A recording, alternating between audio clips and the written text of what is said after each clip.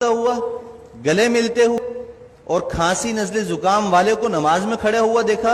नमाज यहां से छोड़कर मस्जिद से उसको मैं बाहर निकालकर फिर नमाज पढ़ाऊंगा, वरना नमाज नहीं पढ़ाऊंगा। आप लोग एहतियात ही नहीं कर रहे हैं, इल्जाम हमें देते हैं, डॉक्टरों को देते हैं। डॉक्टर अपनी जान जो है ना उनकी अजाब में आई हुई है, मर रहे हैं डॉक्टर, उनको वेंटिलेटर नहीं मिल रहे हैं। आप लोगों ने खेल बनाया हुआ है कोरोना को। भाई ये कोरोना खत्म होने वाली चीज नहीं है, 5 साल तक खत्म नहीं होगा, ये आपको मैं बता दूं, लिख कर दे रहा हूं मैं आपको। ये चलेगा ऐसे ही।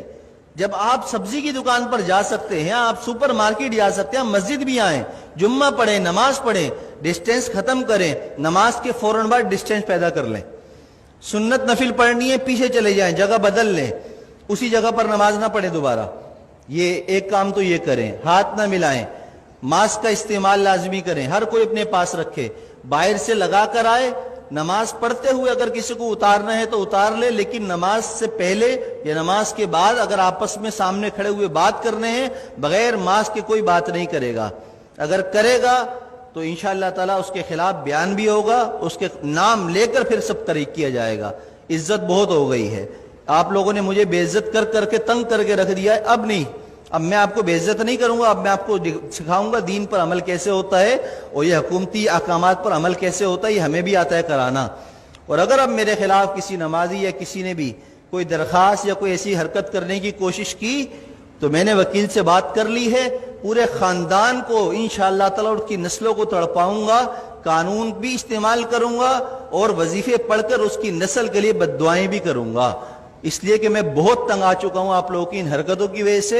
3 महीने हो गए मुझे बर्दाश्त करते हुए, बदएहतियाती खत्म करने का नाम कोई नहीं ले रहा। बस टाइम पर टक टक टक टक अजान, टक टक टक टक अजान। अबे परहेज तो करो, जो डॉक्टर कह रहे हैं वो तो करो, जो उलमा कह रहे हैं वो तो करो। अपने बाप की बात मानते नहीं हो, मौलवियों पर उंगली उठाते हो, शर्म नहीं है तुम लोगों के अंदर। मैंने कहा था, हमारे नायब इमाम साहब ने एक जुम्मे को, रमजान में मैं नहीं था, थोड़ी सी रकात लंबी कर दी तो पीछे 2 लोगों ने कहा कि आपको नमाज पढ़ानी है, तो लंबी नमाज पढ़ा दी। शर्म नाम की चीज नहीं है, इमाम को ऐसे कहते हो? पूरा जिंदगी जिसने कुरान पढ़ने में, इल्म हासिल करने में लगा दी, तुम्हारी नमाज पढ़ाता है, उसको तुम कहते हो नमाज पढ़ानी नहीं आती? तुम्हें तो तहारत और गुस्ल नहीं आता, कैसे पेशाब करने के बाद कतरे पाक करते हैं उसका तरीका तुम्हें नहीं आता, पानी ना हो तो मौलवियों को सिखाते हो, इमामों को सिखाते हो। खुदा के लिए हाथ जोड़कर मैं कह रहा हूं, मैं वजीर आला नहीं हूं कि करप्शन करके हाथ जोड़ रहा हूं आपके सामने।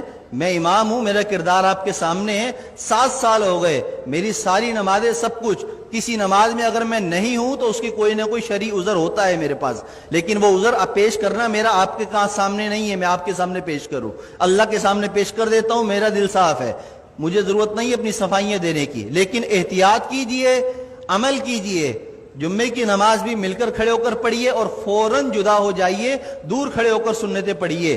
और असर की नमाज से मास्क का एहतमाम कीजिए, जेब में रख कर लाइए, पहन कर लाइए। बात करनी हो मास्क लगा कर पहनिए। मुझसे मसला पूछना हो 1 फीट दूर बैठकर मुझसे मसला पूछिए। हाथ और मिलाने की और मुझे खैर खैरियत लेने की आपको जरूरत नहीं। अल्हम्दुलिल्लाह मैं खैरियत से हूँ। अल्लाह हम सबको दीन की समझ और अमल की तौफीक अता फरमाए। मेरी बातें किसी को बुरी लगी हो तो पेश की माजरत है, माजरत माजरत। जज़ाकल्लाहु खैर।